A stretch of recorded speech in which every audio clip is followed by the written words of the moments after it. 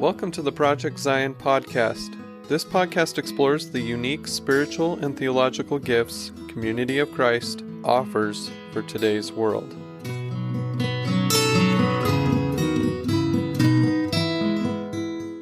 Hello, everyone. Welcome to another episode of Project Zion Podcast. This is Brittany Mangelson, and I'm going to be your host for today. And you probably are not surprised that I'm going to say this, but we are doing one of my favorite type of episodes to record today. We've got another fair trade episode, which is all about faith transitions. And I am here with my friend, Suzanne Scribner, who I've known for several years, and she's been on my list of people to get on the podcast to tell her story. And so I'm grateful that it is finally happening. So Suzanne, I'm so excited to have you on today. Why don't you just tell us a little bit about yourself right now, where you're at, and what you're doing?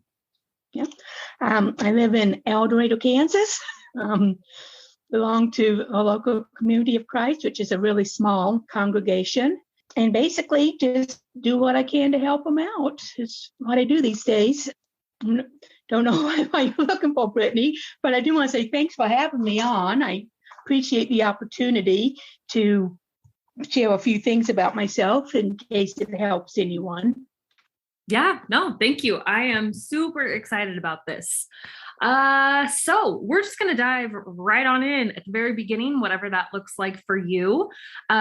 What did faith look like when you were growing up? Were you involved with church? How important was God and spirituality in your formative years? Just talk about growing up in church.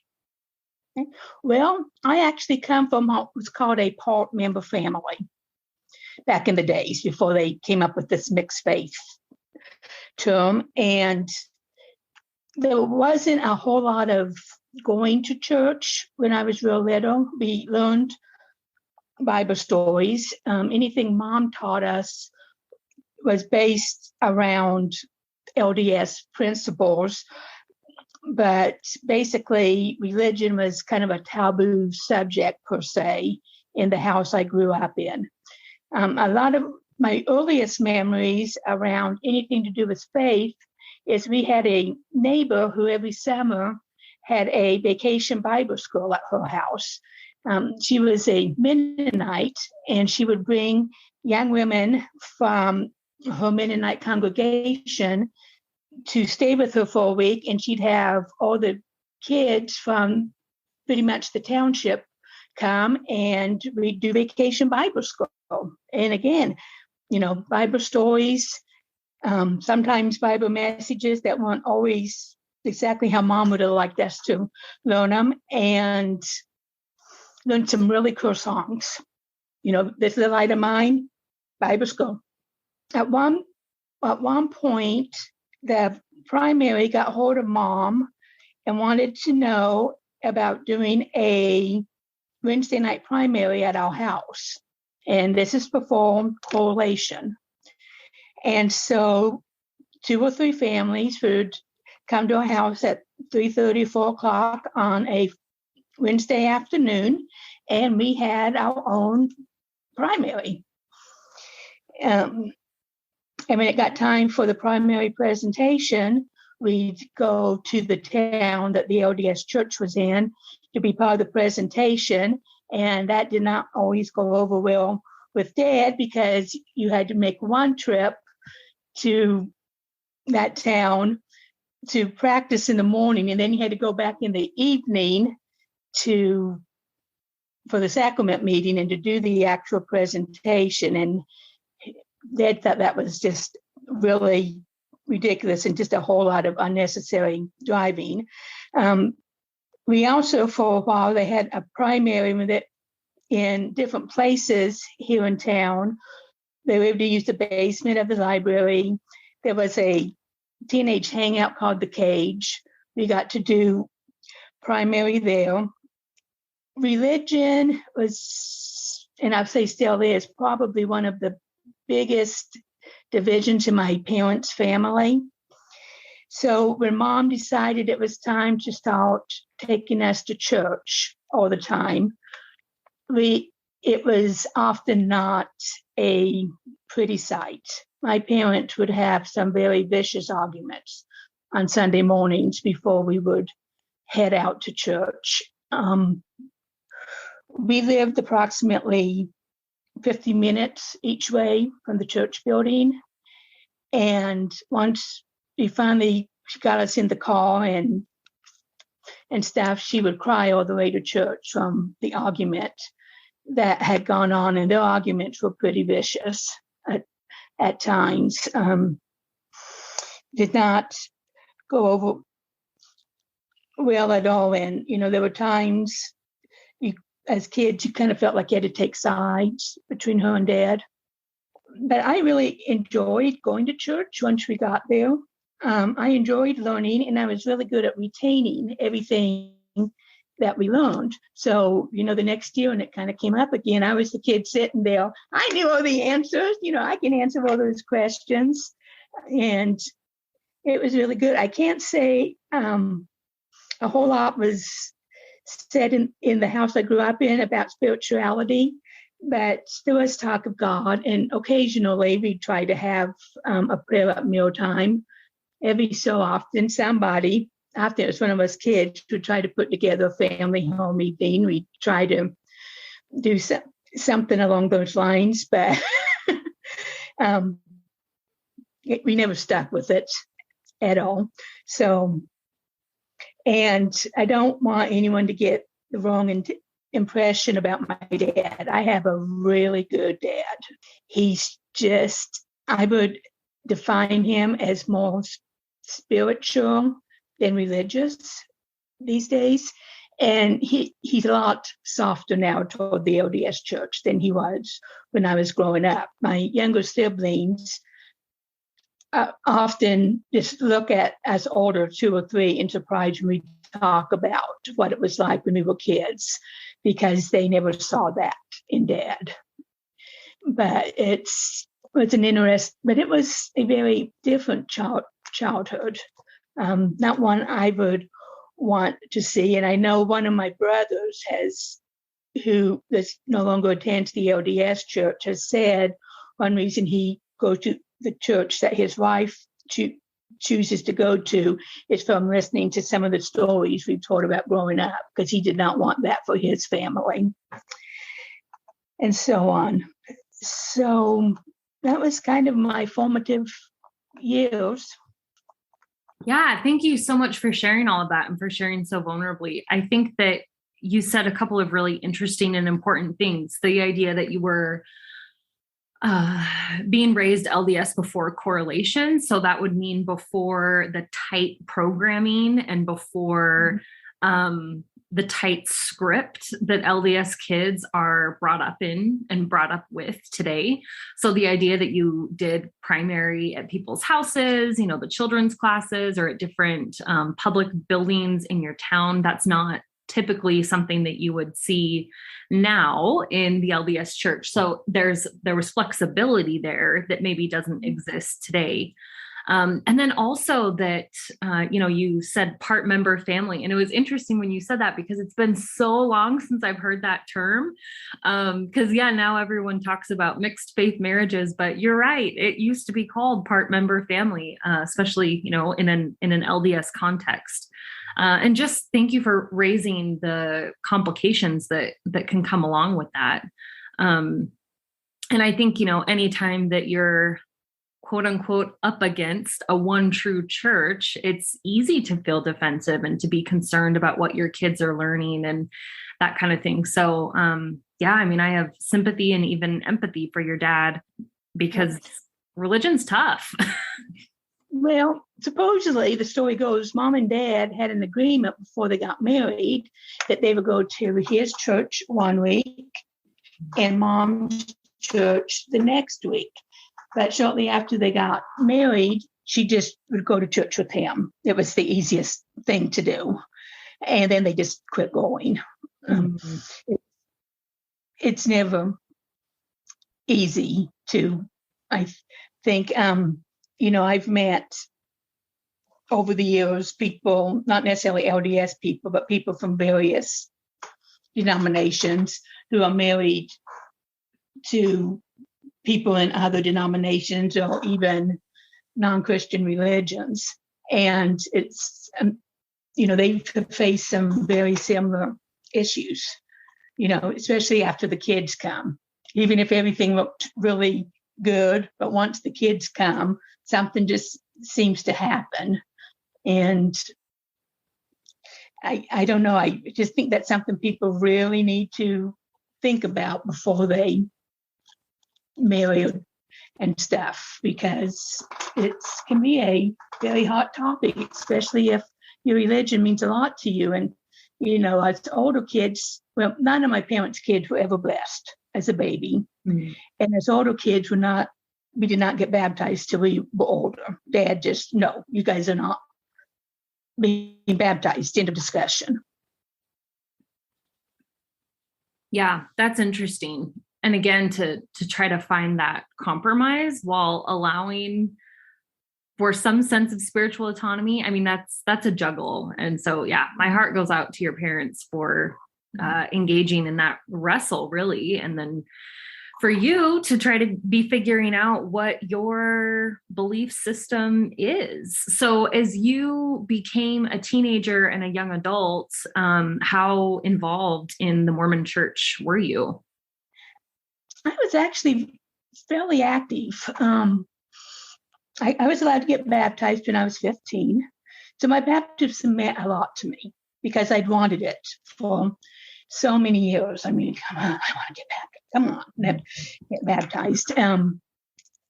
And although I kind of went inactive around age 18 for a little while, and it wasn't that I no longer believed in the LDS church. I believed in it a great deal, and I didn't really never change my lifestyle, really. I don't know, my idea of teenage rebellion, I guess. I just quit going to church for a while. But then, I was kind of back again by late 20s, early 21s, because I, went on a mission. Where did you serve on your mission? I went to the California, Los Angeles mission. How was that experience? Well, it's about as close to a foreign mission as you can get from small town Kansas. Absolutely. But I got to tell you, Dad, I don't think Dad meant it this way, but it helped me out a lot. He told me when I came to my senses, he would make sure I had a plane ticket to come home. And I got to tell you, there were times knowing that helped keep me going. When I was on my mission. Suzanne, you can just call Dad. Well, no, I don't want him to think I'm not going to make it. But it was kind of comforting to know in the back of my mind that Dad was just a phone call away if for some reason I needed to go home or something. You had an escape plan. I did. And I even got a letter around New Year's time that Dad wrote on first, and he said, I want to be the first in the family to wish you Happy New Year. So, it was, like I said, it was nice. Dad's a very supporting person, even if he doesn't understand things and he gets really upset about stuff. My dad today does not have the temper of my dad when I was younger. I mean, that's in more than one way. Not that I want anyone to get the wrong impression about my dad. My dad's not an abusive man or anything, but when he was younger, he could explode, get mad way easier than he does now. But yeah, I mean, it's kind of weird to grow up with a dad, or even as a young adult, to hear people at church say, your dad should be a Mormon bishop. What can we do to get him to join? And I'm like, why would you say that about someone? No one wants to be a Mormon bishop. How do you think it keeps somebody from ever joining the church? I mean, tell them you think they should be a bishop. But my paternal grandparents very much were against the Mormon church as well. Mm-hmm. So I always knew if there was any chance Dad would join, it would be after my grandparents passed away. And after they passed, Dad has never shown any interest in joining. So Yeah.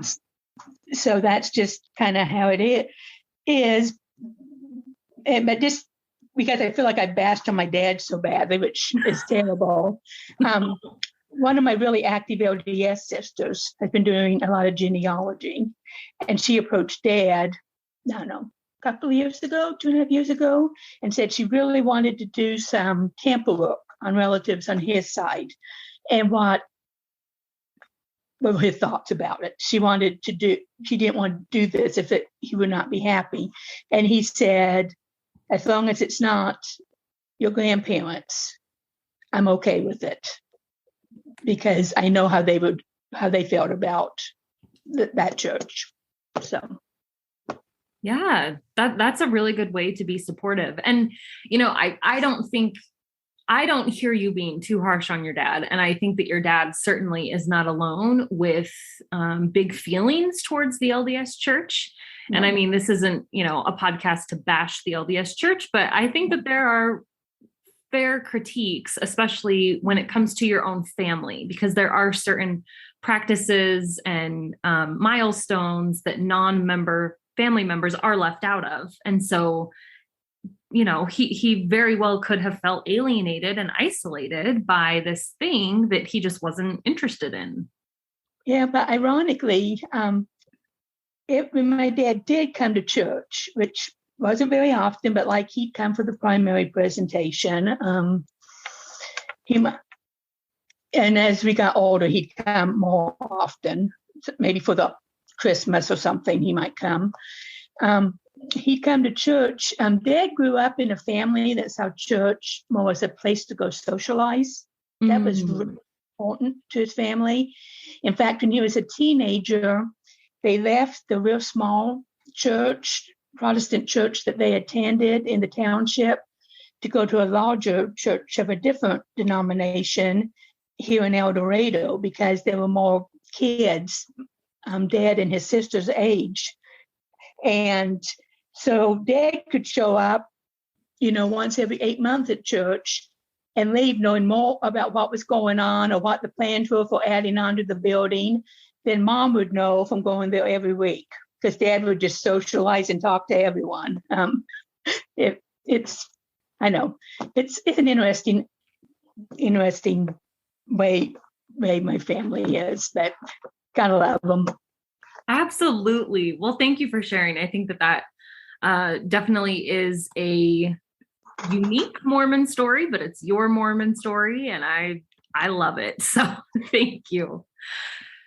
So, Suzanne, it sounds like, you joining the LDS church was a very intentional decision. It was something that you wanted. You said you wanted your baptism. So what did your deconstruction, or I guess the downfall of Mormonism for you look like? By Mormonism, I mean the LDS church. What did your faith crisis or transition, how did that start? Well, it's kind of hard to put a finger on exactly when it started. I first became upset. First time I remember ever being angry and upset with the LDS church was on my mission. And I don't know how much of the story you want. Make it simple. My MPC companion had some mental health issues. Let's put it that way. And it was very clear she was not appropriate to have out in the mission field knocking on doors and stuff. So they tried some different things with her, and she ended up going to some sort of psych care place in Salt Lake City for a while. And when she came back, she was very changed and obviously not well at all. And that we were out 9 months and they decided to send her home. And she was from what I at that time assumed to be a very poor community. I've since actually met some other people from that community and confirmed, yes, it is a very poor community. She was basically, they found a widow in the ward she came from, and she was going to live with her. her bishop and stake president had sent her on a mission, hoping getting her away from there would do her a load of good.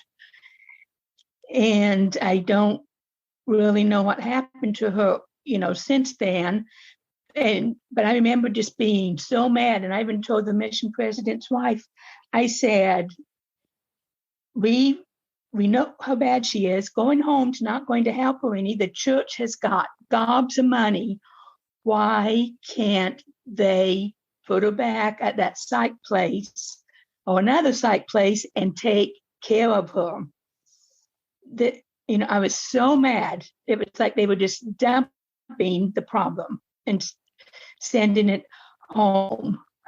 So that always bothered me a little bit. And then I got involved in women's studies at college. And the first class I actually took on the religious side, didn't realize it was cross-listed with women's studies. It was called Women and Religion. And that opened up kind of a new world to me of people I never heard of before, or names I was familiar with, the Catholic fathers that, I really could care less what they thought or taught. Good Mormon here. But, hearing the real misogynist statements that they made, made me a lot more conscious of the patriarchy and what was going on. And in my little branch of world, we've been both over the years, I always felt fairly free to say what I was thinking in classes and stuff. But I also became a lot more aware that I could, really couldn't say a whole lot. I could sit in class and say, well, I'm sure wishing for the day when women can get the priesthood, or man, I really think it was great that women back in Nauvoo were allowed to give blessings. Can't believe we followed the way of most organizations. As we got more organizing going, we pushed the women down. And my statements didn't always go over really good with some people.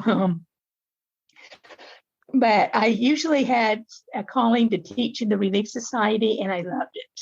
I loved teaching in the Relief Society. I mean, they could call me today and say, hey, Suzanne, would you like to teach a lesson Sunday? And I would probably go, sure, tell me what to do. Because I just always enjoyed the discussions that we would have.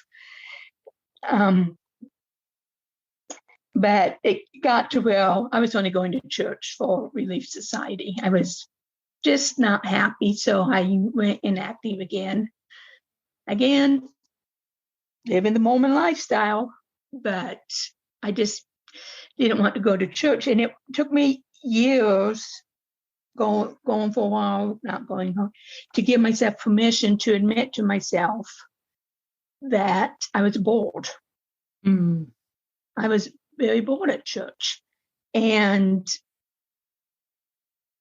later I started to get a lot. I would find myself doing the old total anxiety, put my head down thing. I'd be anxious and stuff, and I was at church, which probably 4 years ago, maybe.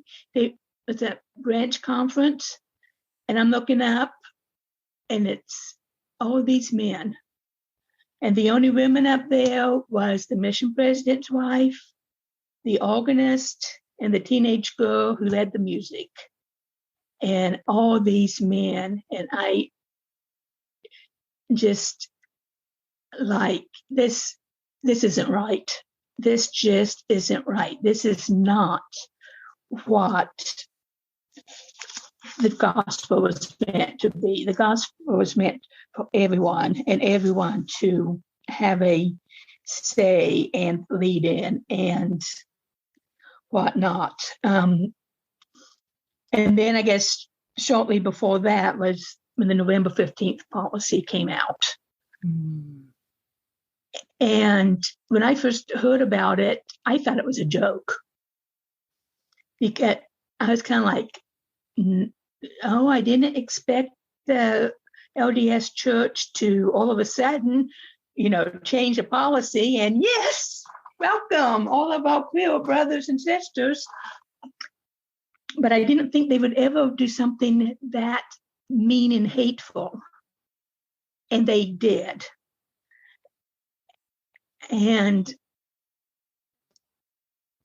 so I made sure I went to church on Sunday to hear if there was going to be a letter read over the pulpit or what was going on. And the state president was there. And when he got up to talk, he do his read from 3rd Nephi, and I'm not sure what, I should have looked it up, where it talks about God can't look upon sin with the least allowance. He went through that chapter, and I wanted to get up and walk out of there so bad. I was like, I'm going to sit through this. I'm going to sit through this. Even though I'm steaming hot, I'm going to sit through this. And then another time I went to church, and the high counselor was there speaking, and he used to be a member of the board. And he and I never really saw eye to eye on much. But he was up there, and, the joke she was trying to crack was, yep, we keep trying to tell our daughter that CTR stands for Conservative Talk Radio. And I looked up, sitting by my sister, and I know she didn't appreciate this. The few heads that heard me and turned around, I was kind of like, I came to church for this. No, just didn't like it. And then I had listened to some of Mormon stories, but I'd listened to John Hamer and Steve Vesey. So I went back and was re-listening to those, and I was just like, maybe there's a place I can go where I can feel wanted and needed and stuff. Because some of the things I would hear people say they never learned growing up, I had learned. Oh, I learned a little bit of. I knew Joseph Smith was a polygamist. I knew about the peepstone, So I was always surprised when people didn't know this stuff, because I knew those.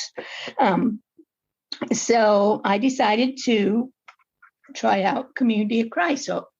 And there's been a local all LDS church in this town forever. So I looked them up and saw what time they were supposed to start. So I drive myself to church, happy as can be, on Sunday morning. And I get there, there's no cars around. And I go up, and the door's locked. There's nobody there. And I wait a little bit, and no one shows up. There's just nobody there. And I'm like, what's going on? So I just went home. So the next week, I thought, okay, I'm going to be a little smarter about this. So I called the phone number, and a man answered it. And I said I was calling about Community Christ to find out if you were meeting this Sunday, and to confirm the time. And he's like, someone about the church.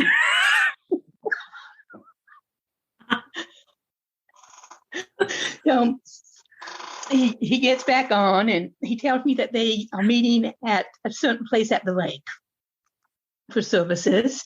And I knew where that place was, and he told me what time church started. And I said, okay. So next Sunday, I drive out to the lake and get out, and there's a woman. There's not very many people there, and there's a woman standing there, and I'm like, hi, is this Community of Christ? And she said, yes. And I said, okay, good, I found it. And she comes up to me, and she says, are you? And I don't remember the name she said. And I said, no. She said, well, then you must be, and named another person. I said, no. And she's and finally she goes, so just who are you? And I said, well, I just thought I'd come visit to see a service. And oh my gosh, it was, this just doesn't happen, apparently, in this little congregation. And it turned out there were a baby and then like a 5-year-old girl was getting a blessing that day. So they had thought some friends of the mother would be there. So, she's taking me down and she's telling me, oh, but you picked a good week to come because we're doing a couple of baby blessings. And I'm like, okay, that's nice. And she's looking at me like, you don't have a question about that? And, she gets me down and she's like, hey, everyone, this is Suzanne. She came to visit. And I'm like, hi, I don't know what else to say. So anyway, we get down and sit down. And the person, they kind of had seats with an aisle and two. And the person right to the left of me, the other aisle sitting there, had a big old pistol in a holster. Oh, my goodness.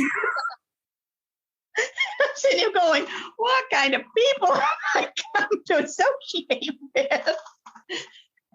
Oh. And then to make it even better, they have a 70 speaking, and I'm still thinking 70 as an LDS speaker. So I'm going, I scored, go and get to hear the 70. And when she mentioned something about children Book of Mormon, she kind of looks at me and I'm just sitting there, we get through services and the blessings. And after, do you have any questions? And I said, yeah, I have one question. I said, I noticed that and the elders doing the blessing were women. It was great. The 70 was the woman, it was great. And I said, I noticed you did the hands side by one on this side, one on the other, instead of stacking them. I said, is there any particular reason why you did it that way? No, that's just how we do it, we do it that way. And I said, okay, I just wondered because I'd seen a baby blessing in the LDS church. I figured they'd figure out sooner or later as LDS, but said I've seen a baby blessing in the LDS church and they stacked hands. So, and I know the two churches, so it's kind of related. And so that was it. And I left and I called during the week again, got the same man on the phone. And I was just like, hey, this is Suzanne. I'm just calling to see if you're having church on Sunday. And well, it is. Oh, it's going to be at the building at 11 o'clock. So when I showed up, it was just like, oh, she's back. Oh, bless their hearts. But, what kind of ironic is at that time there were 3 or 4 small congregations in the mission center. There's now just one, now really the only small congregation there. So nobody was expected the Wayward Mormon to show up in this particular congregation. But I kind of showed up, and before I knew it, I was teaching an intergenerational Sunday school with an emphasis on the kids. And I did that for a year. And I said, I've got to give the LDS church one more try. I owe it to myself. I just got to do that.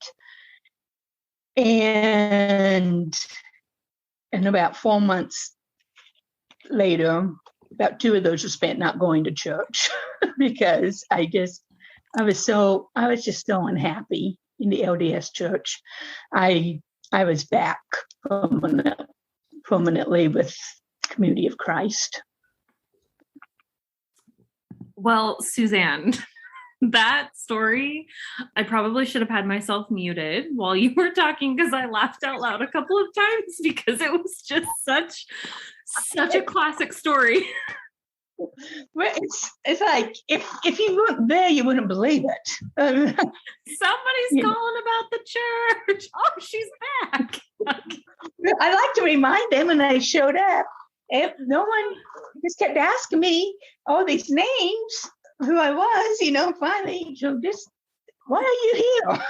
Who are you? Wanted to attend a service. Oh my goodness. And then the fact that I got that they did not realize that you were former LDS or that you were LDS at the time. So when they mentioned the Book of Mormon, they were like, what is she going to do? Yeah. Oh my goodness. Probably after I asked my question, they may have had some suspicion, but I didn't flat out tell them. The second week, after church, I was visiting with woman who kind of took me, once she figured out I was a guest, under her wing. I mentioned to her I was LDS, but boy, I think it got around really fast. They had a Mormon showing up, because whenever they had a guest speaker, they always had something LDS focused, or understand the LDS, think it this way. Oh, I found this as an LDS explanation for this verse. I mean, they were doing everything they could to make me feel comfortable, which is incredibly sweet of them. And they didn't need to go to all those expanses, but I'm really grateful that they did all that, because they're just terrific people. I really like my small congregation. Oh, okay. So this is my favorite story. I absolutely love it. But it's important too, because I know for me, finding Community of Christ in Salt Lake, going from a big giant ward to a tiny congregation of, I don't know, maybe there was 10 to 15 people at the time, it was kind of alarming. And you have to really, I had to really step back and say, okay, like, I'm going through a faith crisis no matter what, but is it worth leaving this big community for a small community? And the congregation in Salt Lake was ready for me, right? They were actively doing everything they could to be there for what we call Latter-day Seekers. And I had a ton of Latter-day Seekers that were right there to support me. And I recognized that is, like, I'm basically in the only place in the church where that amount of support is for former transitioning ex-Mormons. And so for you to be out in Kansas all alone and having the bravery to show up to a congregation the first time and have it be closed. And then it took another level of bravery to call a phone number, and then to show up at a lake, and then to go back. That shows the amount of interest that you had. And, you were willing to go over all of these hurdles, if you will, to just find out more about this church. And so I think that your story is super, super important for both Community of Christ people and Latter-day Seekers to hear, or just spiritual seekers in general to hear, because the size of the congregation, or I don't know, Mormons are used to that correlation, right? And so to have church in a lake is not something that you would typically see.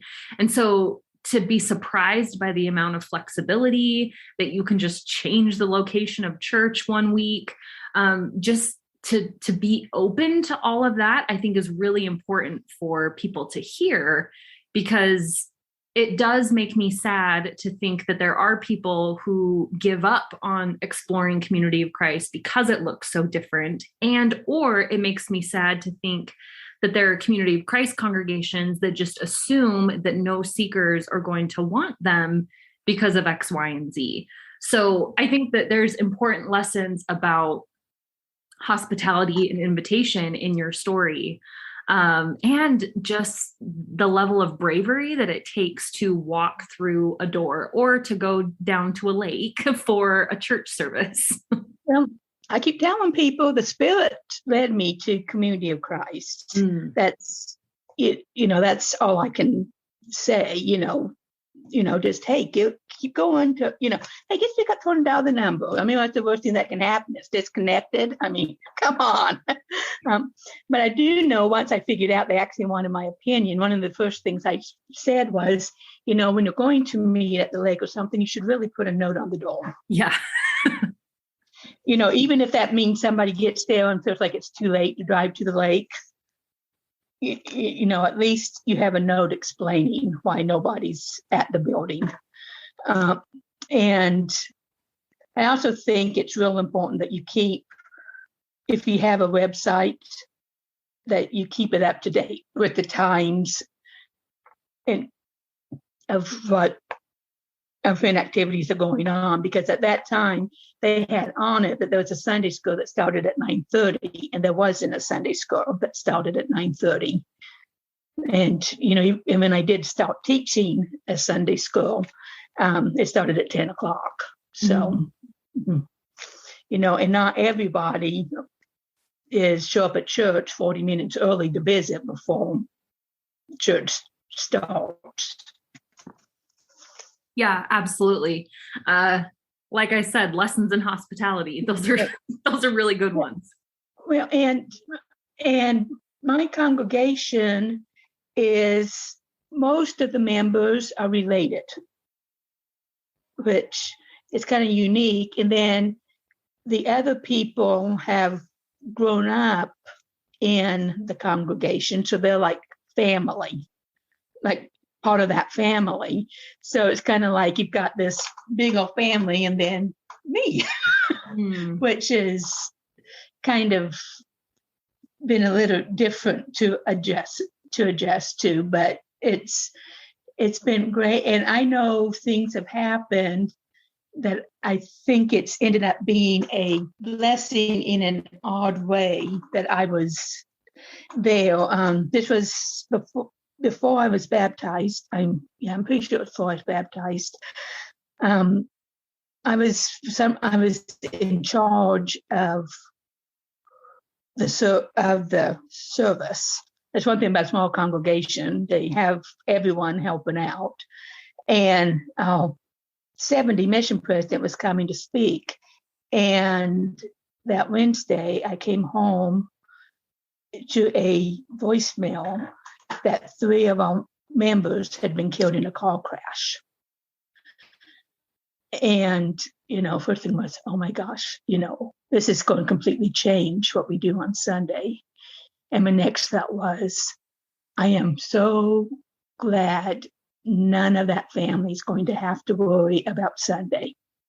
Donna and I are going to take care, will be able to take care of everything. The only thing they're going to have to do is start the music because we use pre-recorded accompaniment music, is they'll have to, the man who runs that machine's going to have to run it, but everything else we can take care of. And that was a very somber time and not something I relished doing, but it also, I think, helped me see that there's a reason I'm in that congregation, one of many reasons. And the first time, because when they first asked me if I would take charge of a service, I was like, no, that's a priesthood function. No, don't, that's not for me. But the first person accepted my no, the second person wouldn't. And standing there, something that would not ever be there in the LDS church. And as I stood there, feeling the righteousness of standing there, knowing the Lord wanted me to be standing at that pulpit, leading so that I could just feel the Lord let me know this is where you're supposed to be. Just gave me chills. It still gives me chills. I never had any idea how wonderful it would feel to do that. Wow. Thank you so much for sharing. I think that it's so interesting the way that your path with church and ministry and seeing a need for more women in ministry put you in the place of being able to say yes. And then when you were needed, you were able to step up and support your congregation and support that family when they needed it. And I think, what a beautiful way for you to find a place that can accept who you are and what you have to bring to the table. And then you in turn are able to help support them. That's what this is all about, right? Is just supporting one another in the ways that we're able to and easing each other's burden, and mourning with those who mourn. And that is a really sad, but beautiful example of that. So it was a learning. Yeah, it's not the happiest experience I've ever had, but it was a spiritual experience, definitely. Absolutely.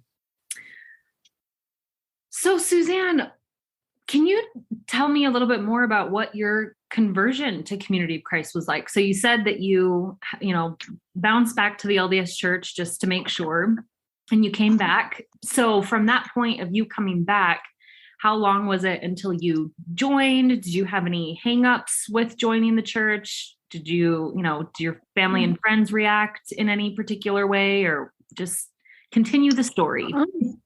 Honestly, my biggest holdup was temple garments. I've never been a fan of the temple endowment. Hadn't had a recommendation in years. But I never had a problem wearing temple garments. And it took quite a while for me to be ready to where I could leave them off. I tried to go for a day without them. And then I was just like, I can't wait to put them back on, and then I go a few days and try to do another day without them and stuff. So it wasn't until I got to where I could go without wearing garments that I knew it was time to take the next step. And I went to see the LDS branch president, because it's currently a branch here in town. And poor man, he just been put in like 3 weeks ago as the branch president, and I am kind of crying, and I'm crying because the LDS church still means a lot to me. I very much honor my mother's side, goes back to pioneer stock.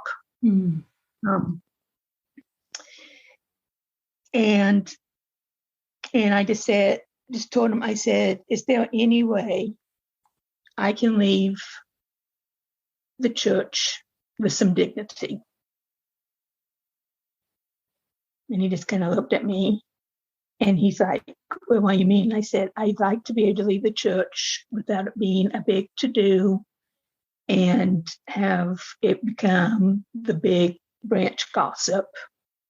I would just like to be able just to resign and have a little dignity. And he said, well, I'm not going to be the one telling everyone, but, and he said let me do some checking to see what needs to be done. And then did he call me? I think he called me a few days later and said, you need to write me a letter saying you want to be in membership with John. And he said, do you have something you can write on? He gave me his address. And he said, when I get it, there's a form I need to fill out and send to the stake president. And then you should get a letter. And so a couple days later, I typed out a letter and signed it and hesitated a moment. Then I put it in the envelope and sent it to him. And about 4 weeks later, I got my official letter in the mail. So when I went to church on Sunday, and they said, anyone's got any highs and lows to share? I just very quietly said, I'm now available to get baptized. Mm-hmm. And the room pretty much erupted. Yeah, because I did not feel right joining Community of Christ without resigning my membership before my membership was resigned. And, I felt somewhat critical of the LDS church by that point. Since I've resigned and completely left, I have become more critical, because I think the further distance I get from it, the more I see things. Earlier, I should have mentioned, like, Sim Young and protect the children. I'm the one who was showing up at church with one of his buttons on. That was just me, and I got some strange looks, especially when I would explain it to people what it was. And No, but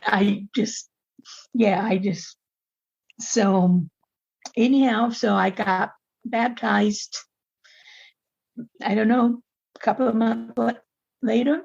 And then 8 months from the day I got baptized, I was ordained an elder. What was that experience like, being ordained? Yeah, very humbling. And at the time, I did not realize that most people are a member for a year before they get a priesthood call. So, so mine came very fast, and I had taken a couple of was it before I got baptized? I think I'd taken the one for working with children before I got baptized. But I had to get through all those Tampa school classes, and I, later, once I realized when people normally get a priesthood call, I was just shocked that I got one so fast, especially to the Melchizedek priesthood. But anyhow, in fact, the day I was ordained is the day you and I became friends on Facebook. I remember that. Yeah. I remember. And that's when I got involved with LDSC, because I hadn't been involved before that.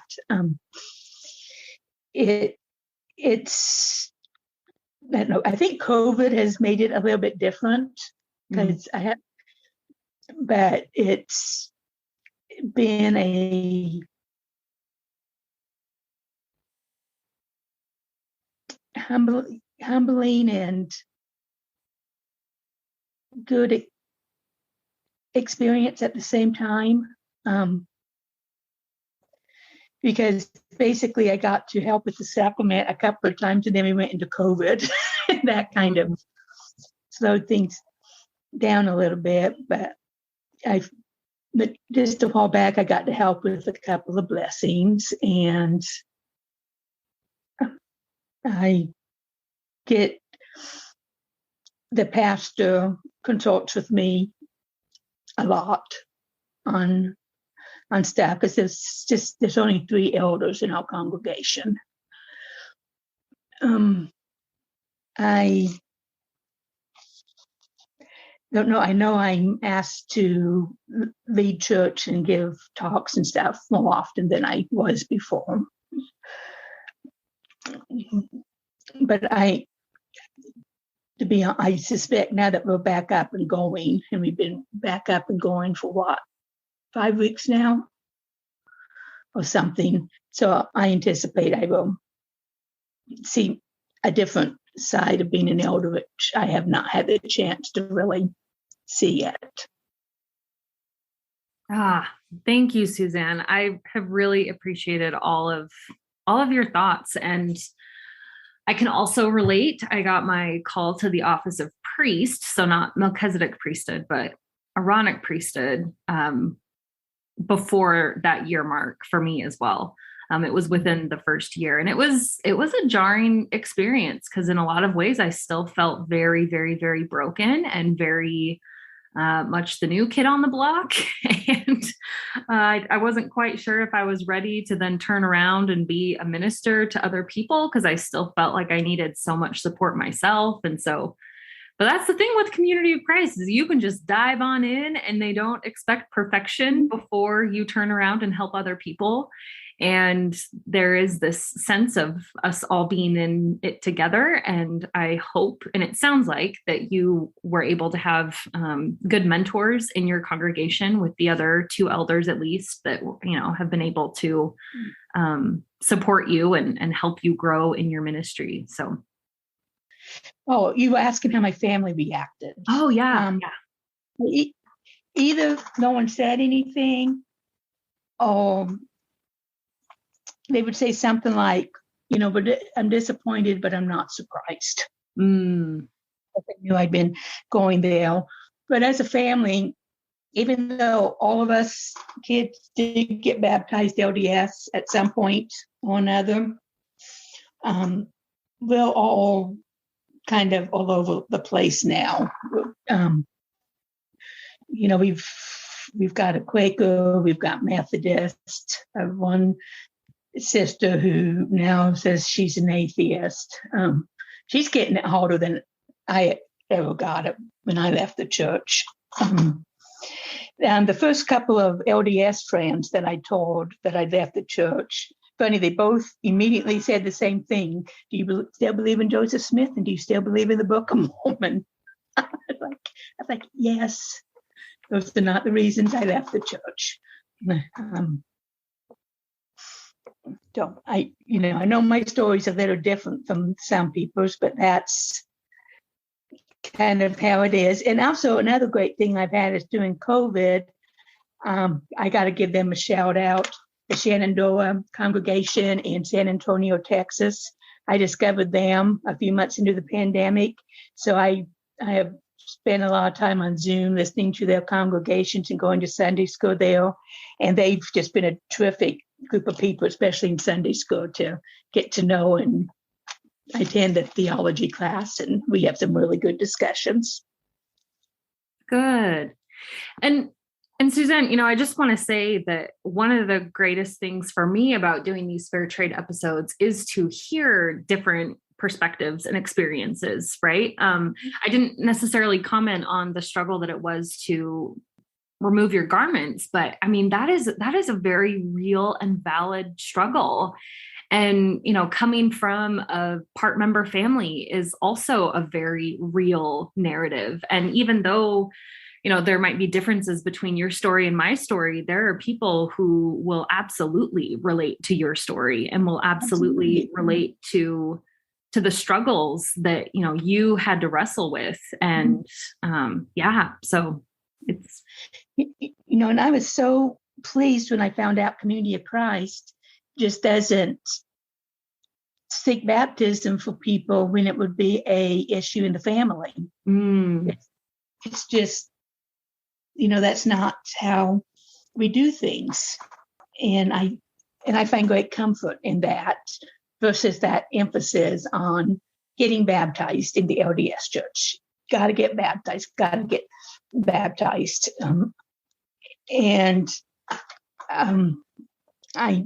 I was just really, that's one of the things that I was just so grateful to learn in Community of Christ. And also I have to mention the hymn book, Community of Christ Sings. Oh my gosh. I just cannot get over. I mean, hymn book is scripture. It's just so inspired, and I love, you can always find a hymn that touches your soul, tells you what you need to know, the message you need to hear. And I just have to give a shout out about Community of Christ Sings. Absolutely. And I know that when I first came to Community of Christ, and I know I've mentioned this on the podcast before, but I did not know how to interact with scripture. And so I didn't even really have an interest in the contemporary Doctrine and Covenants scriptures, because just the word scripture was too much for me. And so I read Community of Christ Sings cover to cover as if someone would read scripture, because I just wanted to get to know who the church was today. And I figured their hymns would be a good way to do it. And honestly, that was a huge factor in my falling in love with Community of Christ. So I think it's great. I was so happy my congregation gave me a Doctrine and Covenants when I early on, because like the first thing I did was I wanted to read the section about marriage that had been taken out. Of the LDS one, because I heard a lot about that. So I wanted to read that for myself. And then I looked for and found the one where women got the priesthood. And I was kind of disappointed. I was expecting this big full revelation about it. Instead, that's one little verse. Yeah. Yeah. But then I read all the sections that aren't in the LDS, Doctrine and Covenants. And yeah, I got this down here too on my notes. Don't be afraid to skip the parts, people, if you're reading it for the first time, or they're calling people to be apostles and 70s or releasing. You can skip those parts. But I thoroughly enjoyed reading my way through it, and I felt the spirit and how inspired so many of those messages are in our Doctrine and Covenants. Yeah, it really is different, and it really is to see that continuing revelation in action and to see it on the pages. I mean, that's something. And I kind of wish I've seen these, videos, TikToks about books that you wish that you could read for the first time. And again, and I kind of wish that I could read some of the Doctrine and Covenant sections for the first time, or the hymnal for the first time again, just to have that experience, because it was so exciting for me to just see a path forward that I felt was grounded in peace and justice and equality and just love. So yeah, but I totally do miss. Yeah, but I do miss a couple of sections, at least from the LDS Doctrine and Covenants, that aren't in there. But I've actually quoted from a couple of them when I've given talks. I'm just kind of like, well, this is an epistle that Joseph Smith wrote, when just because I'm like, I know this section. The Kirtland Temple dedication prayers in the LDS one, and it's kind of like, well, if you look, I've never done this yet, but someone was talking about Kirtland Temple one day, so I was kind of like, yeah, we're in the prayer, Let me just pull it out for you. Like, are you looking at LDS scriptures? Yep, I am. But it's still the same prayer. Like, it's just the Kirtland Temple dedication. Well, and my LDS scriptures are marked up, and sometimes I can find something in them way faster than I can in Community of Christ. So in Community of Christ, that's just kind of how it goes. Yeah. But, okay. So would you let me just comment on what I would tell seekers who are looking into Community of Christ? Yeah, absolutely. What would you tell seekers? Okay. Yeah, I want to hear all about it. First of all, take your time. There's no need to rush. Take your time, get to know Community of Christ, get to know us. There are some really good Community of Christ resources and books, but you might have to do some digging to find them. And don't be afraid, especially if you're in a larger congregation, of asking members for help. They can refer you to them, or they may actually already have copies in your congregation library that you can borrow to read. Ask questions. There's no wrong questions. And who knows, you might get a couple of different answers. So that lets you know that this is something that there's not a direct policy on or a firm belief on, but an area of theology that we struggle with within Community of Christ. So please ask. And then I've already mentioned about reading the Doctrine and Covenant sections unique to Community of Christ. So that's what I would suggest people do. And, and of course, prayer, feel free to participate and forward with community. That's a nice group. We're fairly supportive of each other. You get different people in there all the time. And there's a lot of people such as myself who, I may not be able to relate to your story of how you came to Community of Christ, but someone out there can relate to my story, or I definitely can have a lot of empathy for what you went through to end up in Community of Christ. So please reach out. We're all there for you. We want to be there to be a support system. Absolutely. And I must say that this group of Latter-day Seekers, former Mormons who have found their way into Community of Christ, are really a really supportive bunch of folks. So, and we speak our own language. That's what's even better. It's a mix between the LDS and the Community of Christ, and it's wonderful because we understand each other. We do. You can sit in the Community of Christ sometimes and talk about something, and everyone's kind of looking at you like, what are you talking about? Oh, yeah, we kind of remember in the back of our minds. Yeah, that's something in the old part of the Doctrine and Covenants. And we're just kind of sitting here going, it's everyday language. That's cool.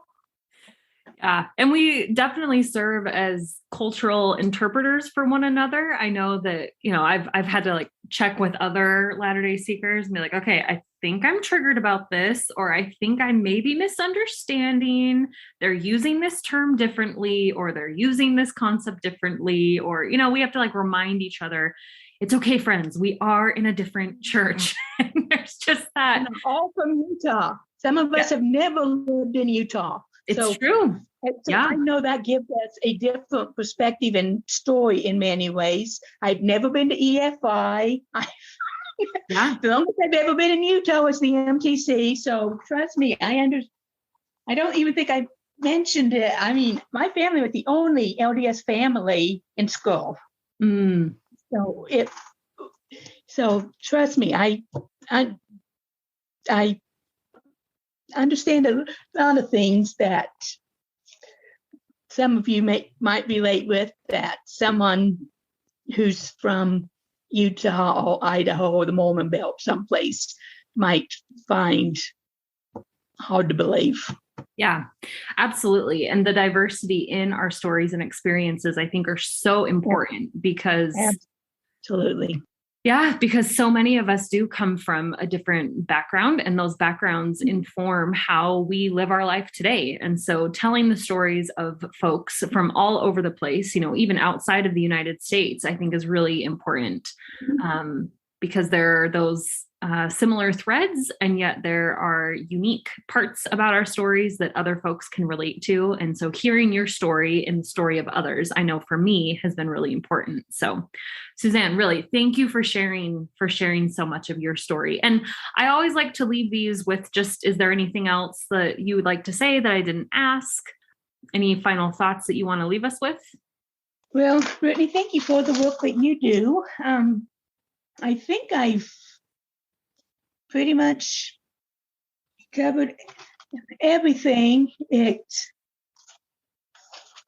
except to say one of the, besides getting there, was noticing that the Community of Christ service was way more Protestant-like than I would have expected.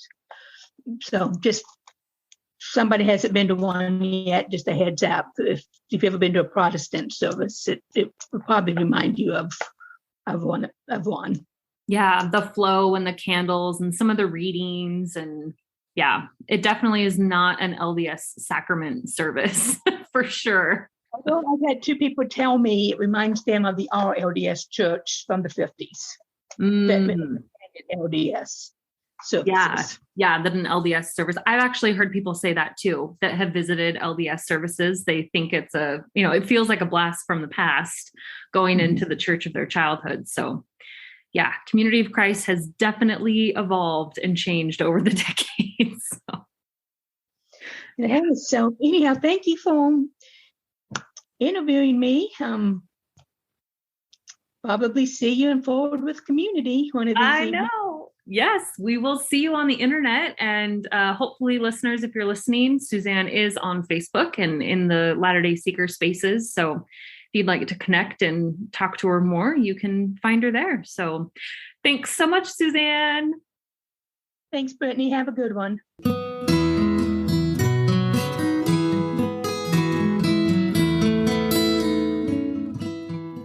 Thanks for listening to Project Zion Podcast. Subscribe to our podcast on Apple Podcast, Stitcher, or whatever podcast streaming service you use, and while you are there, give us a 5-star rating.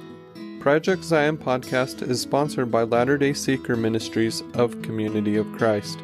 The views and opinions expressed in this episode are of those speaking and do not necessarily reflect the official policy or position of Latter-day Seeker Ministries or Community of Christ. The music has been graciously provided by Dave Hines.